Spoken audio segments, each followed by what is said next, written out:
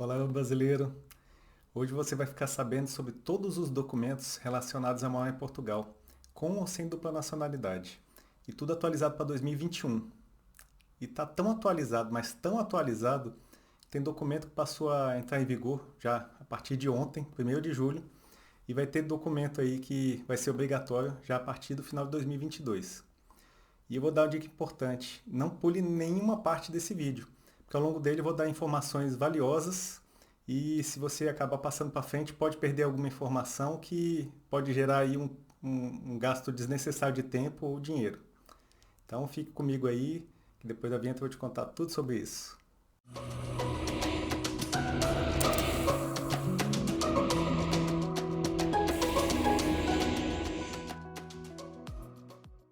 Eu sou Johanny Schneider e você está no Trajeto Portugal, o canal do brasileiro europeu em Portugal. Siga-nos nas redes sociais para receber conteúdos preparados para você toda semana. E se você não está inscrito aqui no canal, se inscreva e ative o sininho para ficar sabendo assim que novos vídeos forem publicados. O cenário de hoje é essa linda vista panorâmica do Monte de Santa Luzia, que fica em Viana do Castelo, no extremo norte de Portugal. Do alto do monte é possível ver a serra, o rio e a orla marítima. E esse cenário, né, esse panorama, foi eleito pelo National Geographic Magazine como o terceiro mais belo do mundo. Eu acho que vale o título, e você?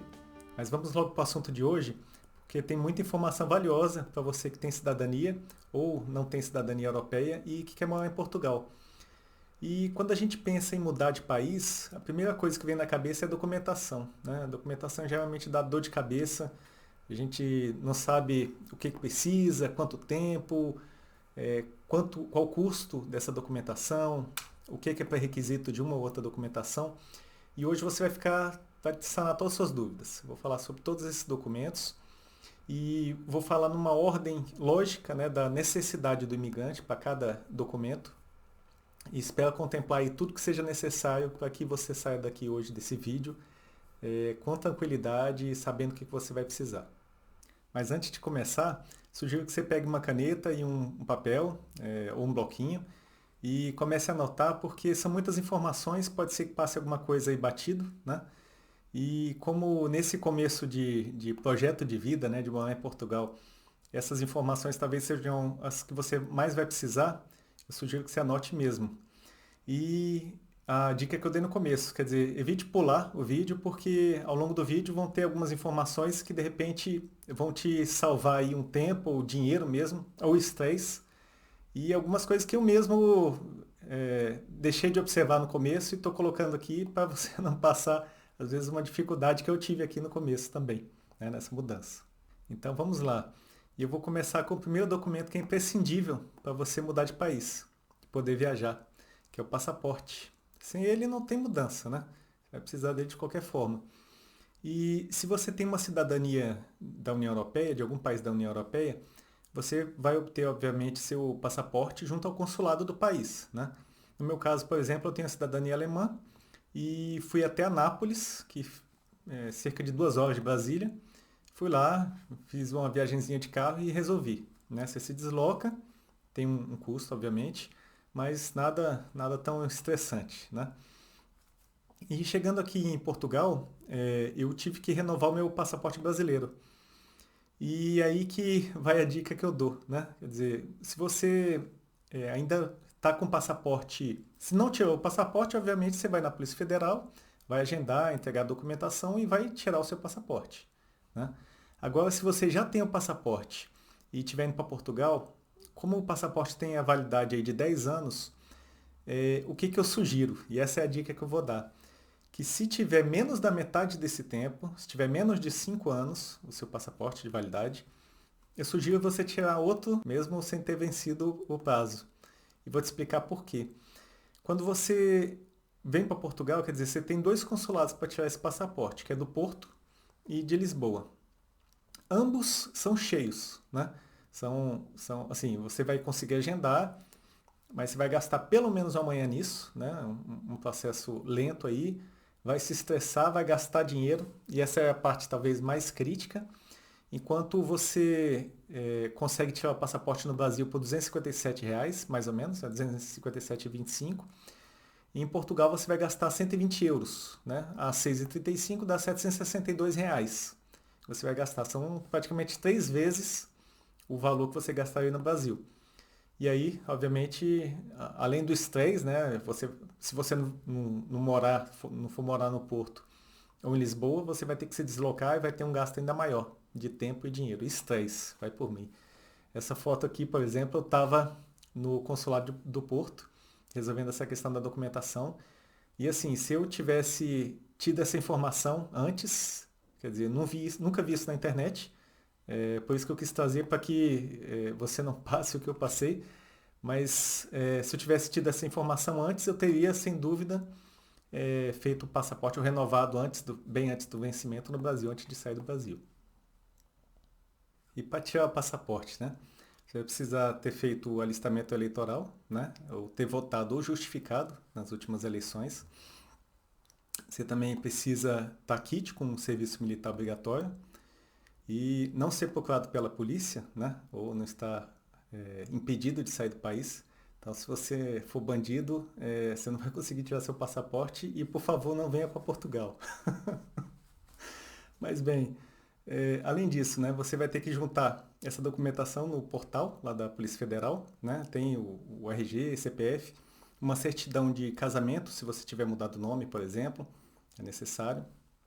Passaporte antigo e você vai aguardar, né? Vai aguardar ser chamado, vai até lá a Polícia Federal, resolve a questão do passaporte. Uma vez resolvida essa questão, você vai receber esse passaporte aí por volta de 7, 10 dias úteis. E você tem que pegar, o mais importante, né? Não pode esquecer o passaporte lá. Passou de 90 dias, não pegou, o passaporte é cancelado. Então tem que ficar atento para isso. Isso eu estou falando para maiores de idade, né? Para menores de idade, por exemplo, se você está viajando aí com sua esposa, com seu marido e os filhos, então está tirando passaporte para eles, se forem menores, existe um procedimento específico porque você vai ter que optar, né? Se ele vai poder viajar só com os dois, com um ou outro indistintamente, ou mesmo sozinho, né, com autorização. E esses procedimentos, a depender da idade, também tem que levar a foto. Então, eu vou colocar na descrição aqui o site da Polícia Federal, onde faz esse requerimento do passaporte. E ali você vai ter todas as informações para poder tirar aí com tranquilidade. E o segundo documento para providenciar, e do Brasil ainda, é a procuração. Tem muitas pessoas que mudam, não fazem e depois se arrependem, né? Às vezes precisa de algum documento do Brasil, um diploma, ou tem algum bem lá que quer vender um carro, por exemplo. Ou mesmo tem um bloqueio da conta, às vezes a conta que usa para comprar euro, para transferir para Portugal. E aí se arrepende, né? Tem que pegar um voo e ir até o Brasil para resolver isso. Então, a dica que eu dou é, faça uma procuração ainda no Brasil, né?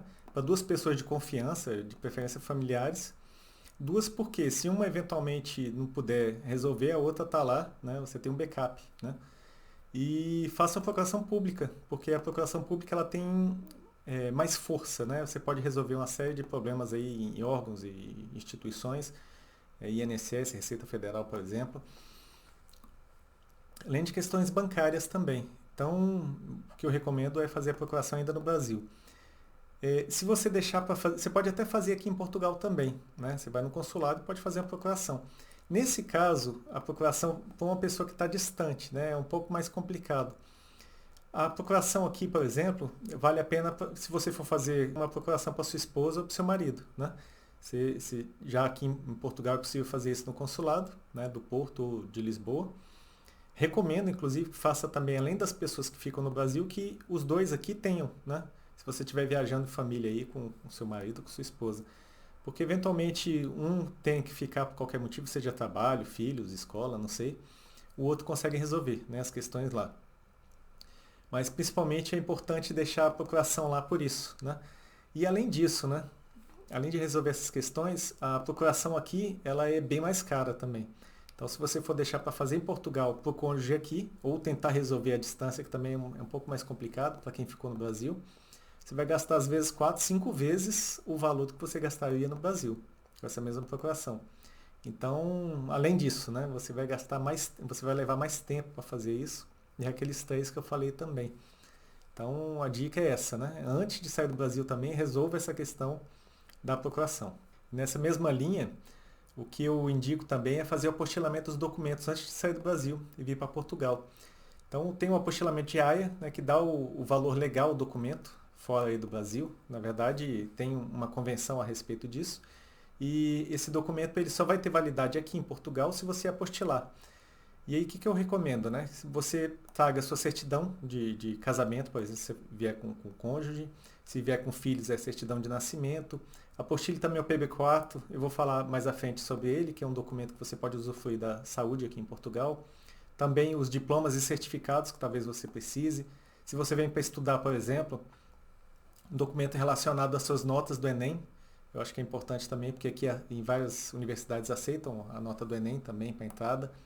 Então, separa-se um tempo e um dinheiro, obviamente, porque tem um custo, né? A depender do volume de documentos não vai sair barato, mas vale muito a pena, porque se você precisar, aí você vai ter que recorrer àquela procuração que eu falei para você deixar para alguém no Brasil e mandar isso que vai sair caro, você vai usar aí o DHL ou qualquer outro tipo de envio que vai sair caro. Então, assim, a dica que eu dou é apostile essa documentação antes de vir para Portugal. Eu vou colocar aqui na descrição o site do CNJ, que traz ali a relação dos cartórios que são autorizados a fazer o apostilamento de AIA. E agora vamos falar do visto. A ideia não é aprofundar, tá? Até porque precisaria de um vídeo específico para cada tipo de visto. Inclusive eu fiz esse vídeo aqui sobre o visto D7, né, que é o vídeo para aposentados, para quem tem rendimentos no Brasil também. E vale a pena dar uma conferida se você tiver interesse nesse assunto. Mas vou fazer também vídeos específicos sobre outros tipos de visto. E em breve devo estar publicando aí para trazer mais informações aí para você. Mas nesse momento eu vou falar do visto de forma geral, tá? E se você tem cidadania europeia, quer dizer, você não precisa de visto, né, para morar aqui. Eu vou falar também mais à frente aí do procedimento para quem tem cidadania europeia. Existem vários tipos de visto, né? E nós podemos separar eles em 3 categorias. A primeira é o visto de residência. O segundo é o visto de estada temporário. E, por fim, o visto Schengen. O visto de residência é o visto mais comum, né, para quem vai ficar mais de um ano em Portugal. Normalmente se aplica a profissionais liberais, a empreendedores, startup visa, a profissionais subordinados de alta qualificação. E esse é o visto mais comum, né? Tem o de estada temporária, que ele é mais voltado para quem vai passar pouco tempo aqui, por exemplo, para estudo ou situações muito específicas, né, pontuais, sazonais. E o do espaço Schengen, que não se aplica aos brasileiros, tá? Mas só para explicar, o espaço Schengen é um espaço de livre circulação aqui, né, que existe já há alguns anos aqui na Europa. E esse visto leva o nome de Schengen, né? E os tipos de vistos mais comuns, né? Tem o D2, que é para empreendedores, o D3, que é para profissionais altamente qualificados, aí entram os cientistas, os engenheiros, os profissionais de TI, né? E outros. Tem o D4 também, que é o visto de estudo, o D7, que é esse visto que eu citei, né? Que eu fiz o vídeo, que é para pessoas que recebem renda, né, do Brasil, por exemplo, aposentados, ou pessoas empresários, por exemplo, ou investidores, né, que recebem aí recursos aí dos seus investimentos. Então, esse é o D7. Tem o Golden Visa, para quem investe bastante aqui em Portugal, investe altos recursos aqui, também tem o direito ao Golden Visa. Tem o Tech Visa também, né, que aí está dentro do D2. Tem o Startup Visa, que é para quem quer empreender aí com empresas aí de inovação. Então tem opções aí para todos os tipos, né? Esse processo de obtenção de visto, ele é de responsabilidade da VFS Global, que é uma empresa terceirizada, contratada de tecnologia, né, para emissão desses vistos. E eles atuam em Portugal e praticamente todo mundo aí, emitindo os vistos. Vou colocar na descrição o site, né? Lá você vai encontrar todas as informações necessárias de acordo com o tipo de visto que você entende que é mais adequado para o seu perfil e para a sua situação. E vai conseguir aí todas as informações que são necessárias. E o custo para emissão desse visto é R$ 777,82 para o visto de residência, né? E para o temporário é R$ 676,35. No caso, o prazo médio aí de 60 dias, né, para que fique pronto, mas depois que você envia essa documentação completa, né, o prazo médio aí que você vai ter, por prudência, é melhor você deixar um prazo mais longo, pelo menos 90 dias aí, você conseguiu com antecedência, porque por vezes aí pode ter algum problema, um atraso, por exemplo, de voo, ou alguma coisa que você precise resolver ainda. E se você deixar para cima da hora, você pode aí ter problemas, né? Então, por prudência aí, deixar pelo menos 90 dias. E outro documento é o PB4, que é conhecido também como SEDAM, né? E passou a ser chamado agora de PTBR13. Eu já falei desse documento aqui nesse vídeo, né? Como obter. Acho que vale a pena dar uma olhada. E ele na verdade, é um certificado com base em acordos internacionais.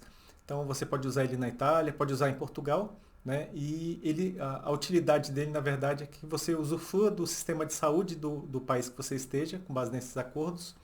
Você não tem nenhum custo disso, né? Assim, do documento em si. E você consegue tirar pela internet no Brasil também. Então vale a pena dar uma olhada nesse vídeo que eu fiz. E como seguro de saúde, ele pode ser utilizado para cobrir despesas de viagem no espaço Schengen. Então, é um valor mínimo de 30 mil euros que você tem que ter o seguro e você pode usar ele aí para essa cobertura de saúde. E antigamente era necessário ir até os núcleos do Ministério da Saúde da sua região para poder tirar esse PB4. E hoje você consegue fazer tudo pela internet, de forma rápida e gratuita, né? E a documentação que você vai precisar é o RG, CPF, um comprovante de residência e o passaporte, o número do passaporte. E a dica que eu dou é que quando você vai tirar esse documento, e se você não tem um comprovante de residência no Brasil, no seu nome, você deve juntar algum documento que comprove o vínculo com esse endereço, né? com o titular desse endereço. Porque esse é vamos dizer assim, que é o item que mais retorna de exigência quando cai lá no Ministério da Saúde e retorna para cumprimento de exigência que pode atrasar o PB4. E às vezes você não se programou para um outro tipo de seguro, vai utilizar o PB4 e aí pode comprometer até a sua viagem. Então a dica é essa, né? Observar bem aí, se você não tiver um comprovante no seu nome, de ter um documento também de vinculação a esse titular. Não esquecer de anexar lá no site para requerer o documento. E eu estou colocando na descrição o link aí para requerer o PB4, tá? Pra você conseguir aí todas as informações que são necessárias. E se não cair em exigência, né? Você recebe ele em torno de 15 dias, tá? Então ele é relativamente, você recebe ele com uma certa velocidade, né? Não demora. E vale por um ano, então você pode utilizar ele por um ano e pode renovar, inclusive. A outra dica que eu dou é o apostilamento, como eu falei, né? Quer dizer, apostile esse documento porque tem situações que às vezes eles aceitam sem o apostilamento, mas por prudência também, né, já que você vai usar para a saúde, que é um item, vamos dizer assim, mais crítico, né, é importante você vir com esse documento apostilado. E já entrando nos documentos mais específicos para Portugal, né, eu vou falar do NIF. Né, o NIF talvez seja o documento mais importante daqui, que é o número de identificação fiscal. Ele é como se fosse o CPF nosso no Brasil e você vai precisar dele para tudo. Do aluguel de um carro, aluguel do lugar onde você quer viver, como pré-requisito de outros documentos também. Então, abertura de conta e outras tantas questões aí que você vai precisar do NIF. E o NIF, ele não tem custo, tá? Mas você vai precisar, para tirar, ir até as finanças, né? A Autoridade Tributária Aduaneira. E você precisa de um representante fiscal, né? Em Portugal. Alguém que resida aqui e que possa ser o seu representante. Mas é possível sim fazer o NIF à distância. Né? Você pode contratar um advogado, por exemplo, que ele tem o poder de resolver isso, né? De ser o representante para fins de registro desse NIF. E eu falei nesse vídeo aqui também de uma outra opção, que é o NIF provisório, né? Com abertura de conta. Eu acho que vale a pena dar uma olhada também, porque no meu caso me ajudou bastante. Eu fiz o NIF ainda do Brasil e quando cheguei aqui já tinha conta aberta e consegui resolver uma série de situações ainda com o NIF provisório e depois pude fazer a troca pelo NIF definitivo. Então acho que vale a pena aí dar uma olhada nesse vídeo e se for a sua preferência e for melhor para você, fazer essa aquisição aí, ou melhor, esse pedido ainda do Brasil, antes de chegar em Portugal. E além do representante fiscal, você vai precisar de um comprovativo de morada e passaporte, né? E outro documento muito importante que é o NIS, que é o número de identificação na Segurança Social daqui. É como se fosse o nosso PIS no Brasil, né? Ligado lá ao INSS, ou PASEP. Então, o documento que te liga aí à Segurança Social, ele é um documento que você não consegue simplesmente chegar e tirar, né? Assim, diretamente.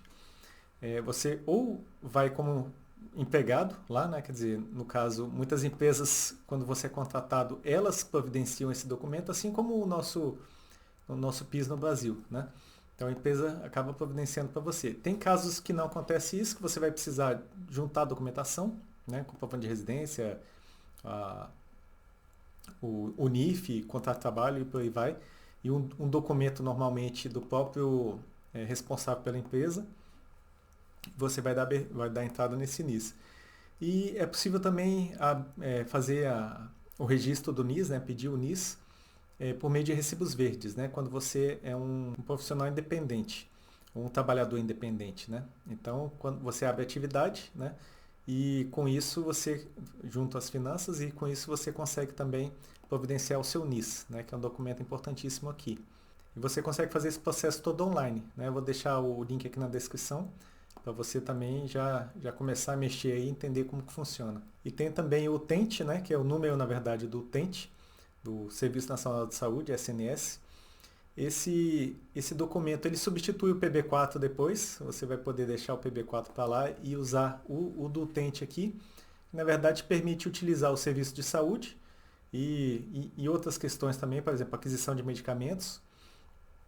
E além disso, né, assim, o sistema de saúde aqui, ele, muito embora tenha esses problemas, eu acho que todo sistema de saúde público no mundo tem, mas ele é muito bem estruturado. Então, por exemplo, você vem com a família, você tem lá o seu médico da família, tem um enfermeiro da família, você, quando precisa de qualquer coisa, você liga lá no SNS 24, eles agendam as suas consultas, a médica fica sabendo de tudo, porque é tudo interligado. Então, fui atendido no hospital, depois a minha médica da família entrou em contato comigo para ver o que tinha acontecido. Ao mesmo tempo, as crianças, né? Elas estão cobertas aí, a médica está sempre preocupada com o que está acontecendo, marcando consulta, checando as crianças. Então, assim, é um sistema assim, muito bom. Não vejo necessidade de você ter um sistema privado de saúde aqui, a não ser que para situações específicas, como já falei em vídeos anteriores.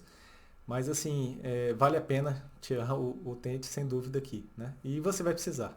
Para tirar, você vai ter que se inscrever no centro de saúde da sua área de residência, né? Você vai levar lá o NIF, o cartão de residente, ou certificado de registro cidadão da União Europeia, que vai ser o seu cartão de residência, né, no caso de cidadão da União Europeia, o comprovante de morada e o seu passaporte. E uma vez tirado esse documento, se você tiver filhos, uma recomendação que eu dou, você vai até a sua unidade de saúde, né, como se fosse o posto de saúde do Brasil, leva as carteiras de vacinação, os cartões de vacinação, eles vão transcrever esses cartões para o sistema, vão te devolver. E a partir daí, todo médico vai estar no sistema, então não precisa ficar levando o cartão, porque eles conseguem acessar todas as informações, vacinas, tudo que é necessário da criança vai estar no sistema. Então isso é bem interessante. Eu vou colocar o link aqui na descrição para que você possa acessar as informações aí para obtenção do utente. E agora eu vou falar sobre o comprovativo de morada. Ele é como se fosse o comprovante de residência nosso no Brasil. Só que no Brasil a gente usa a conta de água, a conta de luz para comprovar a residência, né? Esse comprovativo aqui não. Ele é usado, é um documento emitido pela junta da freguesia da área que você mora, tá? E eu até falei sobre a estrutura, né, a divisão territorial de Portugal aqui nesse vídeo. Então, para você entender o que é freguesia, é como se fosse o bairro, tá? E você vai obter esse documento aí. Você vai precisar de um documento de identificação, pode ser o passaporte, o seu NIF e um comprovante de que você mora naquele endereço, né? Junto à freguesia. E nesse caso do comprovante, ele aceita, por exemplo, um contrato de arrendamento, né, registrado nas finanças, eles exigem normalmente esse registro nas finanças, ou mesmo escritura, né, se você estiver negociando um imóvel, por exemplo. Mas você vai ter que comprovar que mora naquela região para que eles possam emitir aí esse documento. E esse documento ele sai muito rápido, assim, sai na hora, né? Você vai pagar, eu, por exemplo, paguei 7,50 €, se eu não me engano, Então é um custo relativamente baixo e sai rapidinho, tá? Você resolve isso bem rápido, mas vai ter que agendar. Normalmente eles só atendem com agendamento. E outros documentos importantíssimos, como a carta de condução, né? Ou o cartão do transporte público. Um dos dois você vai acabar precisando utilizar. No caso, começar aí com a carta de condução. Carta de condução, você vai conseguir fazer a troca pela sua CNH, né? Pela carteira de habilitação no Brasil, desde que ela não esteja vencida, né? Esteja em validade ainda. E para isso você tem um processo junto ao IMT, que é o Instituto de Mobilidade e Transporte aqui de Portugal. Você não precisa fazer a nova prova, né? Então você só faz a troca. Se você for ficar pouco tempo em Portugal, não precisa, porque até 6 meses você consegue andar com sua carteira de habilitação, desde que não esteja vencida aqui em Portugal. Mas se passar desse prazo, você vai ter que fazer a troca da carta de condução, né? Como chama aqui. Mas para isso, para trocar sua CNH pela carta de condução portuguesa, você vai precisar da sua própria CNH, né? Você vai precisar também de um comprovante de residência, o certificado de autenticidade, que você vai obter junto ao consulado, né? Se for do Porto ou de Lisboa, que você consegue obter à distância, e também um atestado médico. Mas vamos por partes, né? Porque primeiro você vai ter que resolver o atestado médico e também essa autenticidade do documento de habilitação, né, da sua CNH junto ao consulado, antes de ir até acionar o Instituto de Mobilidade e Transportes, o IMT. E no consulado do Brasil, né, como é que você vai resolver isso? Você vai conseguir fazer também à distância, né, você não precisa ir até o consulado, você consegue fazer aí de forma eletrônica, por meio do site. Você vai precisar enviar a cópia do seu CNH, também um comprovante de residência da jurisdição do consulado. Se você estiver próximo do Porto ali, Braga, Viana do Castelo, por exemplo, ou mais lá para baixo, mais próximo de Lisboa, vai ser o de Lisboa, e tem um custo de 15 euros. Eu vou colocar na descrição aqui o link, né, para que você veja os procedimentos, porque para você fazer tudo à distância, tem um procedimento específico junto aos Correios, né, você vai ter que botar um envelope ali para retornar esse documento para você. Então, eu vou colocar na descrição para que você olhe aí com cuidado aí, para não ter perigo aí de não dar certo esse envio, ficar retido, coisa do tipo. E já o atestado médico você vai fazer nas clínicas daqui, né? No caso, você vai fazer o exame e vai ter a emissão aí do atestado médico se você tiver com tudo ok, né? Eu, por exemplo, fiz esse teste aqui, eu fiz a troca da carta de condução, paguei, salvo engano, 30 euros, né, na clínica. É uma clínica até que trabalha também com autoescola aqui. Então foi algo bem rápido. E eles mandam o atestado médico de forma eletrônica para o IMT. Tá? Então você não precisa mandar esse atestado médico porque vai chegar lá para eles. O que talvez valha a pena, porque você vai ter que mandar outros documentos também para o IMT, já manda também esse atestado que você vai ter em papel. Eu acho que é prudente também. E como você vai fazer pelo site do IMT, né, você vai preencher um formulário específico, né, para essa solicitação. Vai juntar lá o certificado de autenticidade que você obteve junto ao consulado do Porto. Tem que esperar ele voltar antes de encaminhar essa documentação para o IMT. A sua CNH original, tá? Pro Porto, por exemplo, eu mandei a cópia, né? Para poder providenciar esse certificado de autenticidade. Mas para o IMT eu tive que mandar a CNH original. E é isso que você vai ter que fazer. Além disso, você vai ter que encaminhar também um comprovante de residência e um documento seu de identificação, né? Uma cópia, né? Depois você vai ser convocado pelo IMT para assinar o documento, né? Na verdade, você vai fazer um cadastramento dos dados biométricos. Então, você vai lá rapidamente e pouco tempo depois chega na sua residência lá, já a sua carta de condução portuguesa. E tem um custo de 30 euros, né? Então, só nessa troca da carta de condução aí, nós já pagamos aí 15 euros aí para o consulado, mais 30 mais ou menos para uma clínica, mais 30 agora para o IMT. Então vai sair 70 euros aí essa brincadeira, não é barato. Mas eu acho que vale a pena, né? E com relação a esse documento, a dica que eu dou é você não demorar muito para fazer, porque você pode rodar até os 6 meses, né?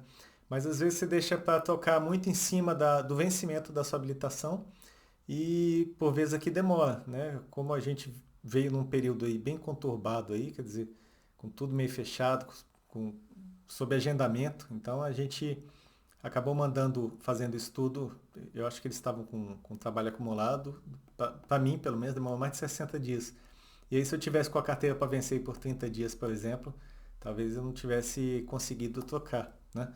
E eles não aceitam a habilitação se ela tiver com uma prorrogação do prazo, tá? De validade, como acontece no Brasil. Então eles olham exatamente a validade do documento. Então tem que ter atenção para isso aí. Agora, se o seu caso é optar pelo transporte público, né? Portugal tem transporte público assim, na maioria das cidades atende bem, tá? Vale a pena esse passe, né? Normalmente tem um passe aí de integração, você paga muito menos. Pode utilizar, por exemplo, o Porto, você pode utilizar o metrô, o comboio e mais o ônibus, né? O comboio é o trem, né? Aqui.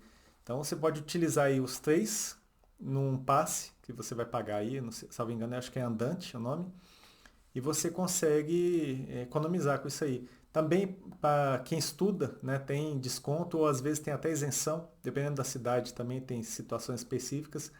Então vale a pena pesquisar, tá?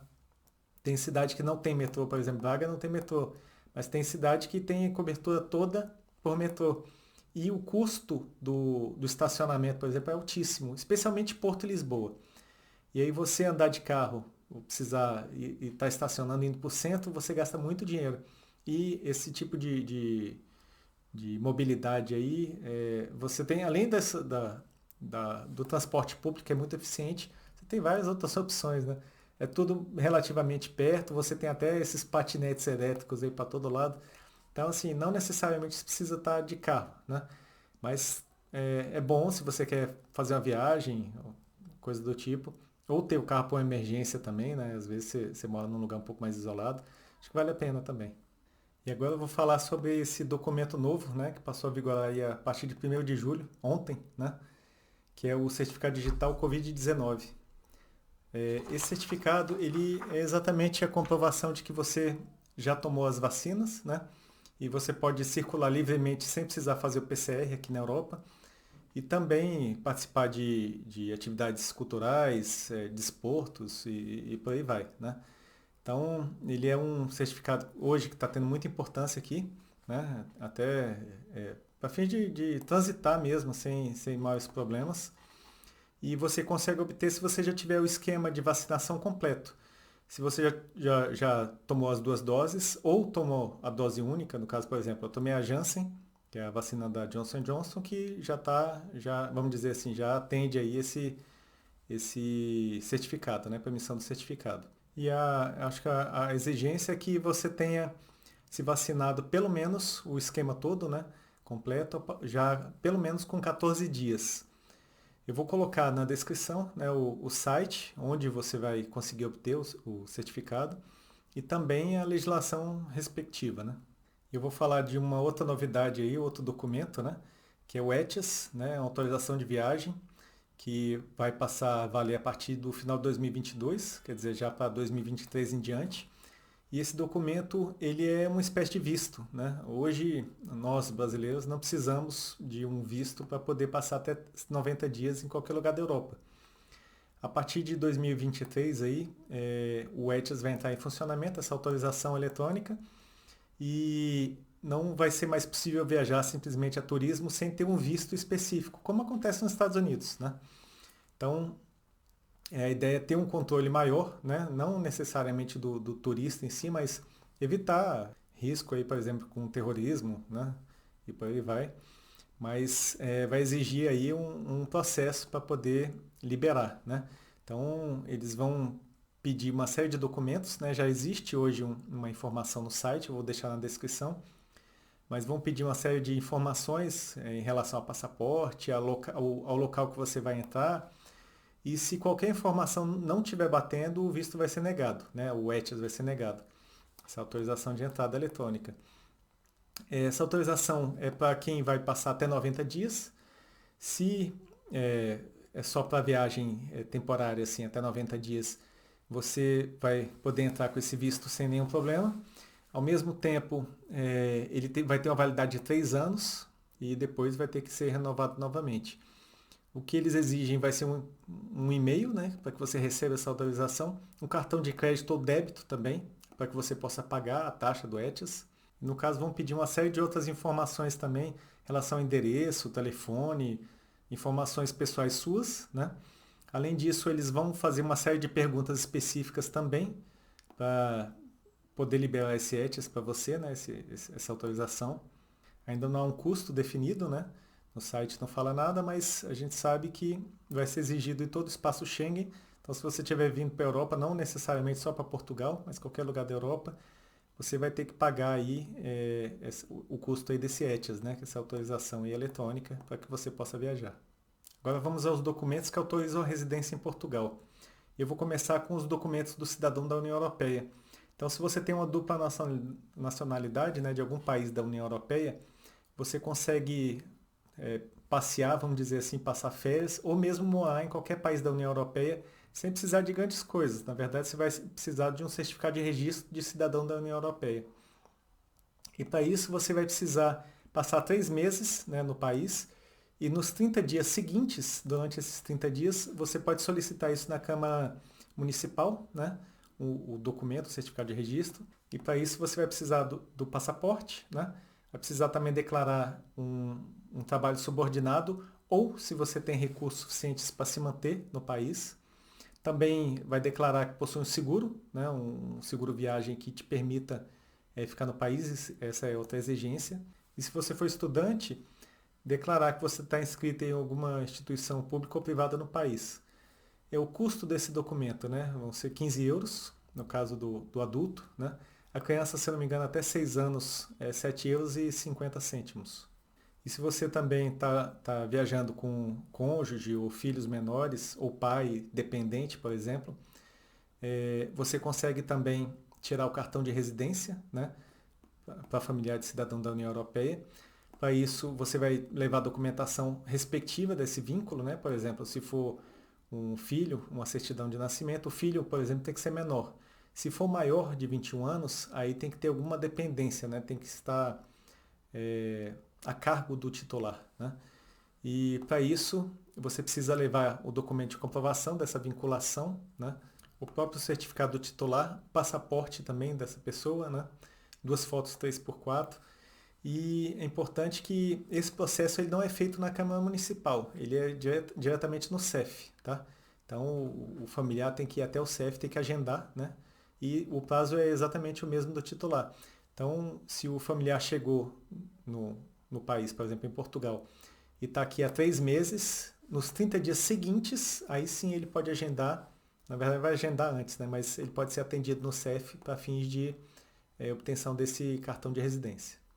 E o custo é exatamente o mesmo do titular, né? 15 euros para o adulto, para criança abaixo de 6 anos ou menos, 7,50 euros. E no caso não é um reagrupamento familiar, isso as pessoas confundem muito. Tá? O reagrupamento familiar é no caso do brasileiro, eu vou falar mais à frente, né? Quem não tem cidadania. E esse aqui não, a residência do familiar, ela tem a validade aí, o cartão de residência ele tem validade de 5 anos, né? É temporário, mas depois desse período já vem o permanente. Então não precisa estar renovando aí em períodos mais curtos. Eu vou falar do título de residência, que é exatamente para quem não é cidadão da União Europeia. Então, por exemplo, o brasileiro que vai tirar um visto de residência, ele acaba requerendo esse título, né, de residência. E eu vou falar aqui da situação em que a pessoa já está vindo do Brasil com o visto, tá? Então ela vai obter o título de residência já com esse visto aqui aprovado previamente no Brasil. E assim que você chegar em Portugal, você já marca no CEF para agilizar esse processo aí de obtenção da autorização de residência. Você vai precisar aí de 2 fotos, né? Que são 4x5, 3x5, né? É um tamanho diferente. O comprovante de morada seu, né? O NIS, o NIF, comprovar os meios de subsistência também, né? Ter por exemplo, um recurso em conta, né? Você vai precisar aí tirar de repente um extrato no banco. Um seguro-saúde que você pode usar o PB4 também, que é válido, tá? E o atestado de antecedentes criminais. E o prazo nesse caso é 90 dias em média, tá? E dá para fazer o reagrupamento familiar. Então, o titular aí do visto consegue solicitar para sua família o reagrupamento familiar também junto ao CEF. Eu vou colocar aqui na descrição, tá? O link aí para acesso das informações. E o custo, né? O custo aí de 90 euros. Por fim, eu vou falar de um documento que muita gente acha que só o português que tem direito, que é o cartão de cidadão, tá? Que ele substitui o bilhete de identidade aqui do português. E ele é um documento que concentra uma série de documentos em um só, né? Tanto em documento de identidade, o NIF, o NIS, o utente, o título de eleitor. Então, isso tudo você consegue ter em um documento único. E além disso, né, ele é um documento de certificação digital, você consegue assinar documentos com ele e acessar aí eletronicamente também uma série de serviços. Então, é um documento bem interessante para se ter. E os cidadãos brasileiros com título de residência válido podem pedir sim esse cartão, tá? No caso, é possível pelo Estatuto de Igualdade. Ele tem que solicitar o Estatuto de Igualdade, Direitos e Deveres, né, como cidadão brasileiro, junto ao CEF. E isso pode demorar em média 6 meses, mas uma vez com esse documento, né, você pode ir na loja do cidadão e solicitar o seu cartão de cidadão. E documentação necessária para requerer, né? Vai precisar aí do título de residência, né, uma cópia, tá? O requerimento em si, né, que vai ser feito, e também um certificado de nacionalidade, né, que é emitido aí pelo consulado dizendo que você está em plenos poderes aí dos seus direitos civis. Bom, então resumindo aqui, né, nós falamos sobre a série de documentos e procedimentos que são importantes aí nesse processo de mudança. Falamos sobre passaporte, sobre visto, sobre o NIS, o NIF, o TENTE, sobre PB4, sobre apostilamento de documentos, sobre procuração. Falamos do ETIAS, né, que é novidade aí. Falamos também sobre esse certificado digital do Covid, que também é importante. Falamos sobre o cartão de cidadão e outras tantas informações aí que podem te ajudar nesse processo de mudança e espero ter contribuído de alguma forma para isso, tá? Se você gostou, peço que dê o seu like, compartilhe com as pessoas que de repente podem estar precisando dessa informação. Se você tiver alguma dúvida ou quiser sugerir algum tema, coloque lá nos comentários, eu vou responder tudo com muito gosto. Obrigado pelo seu tempo, melhores cumprimentos e até o próximo vídeo.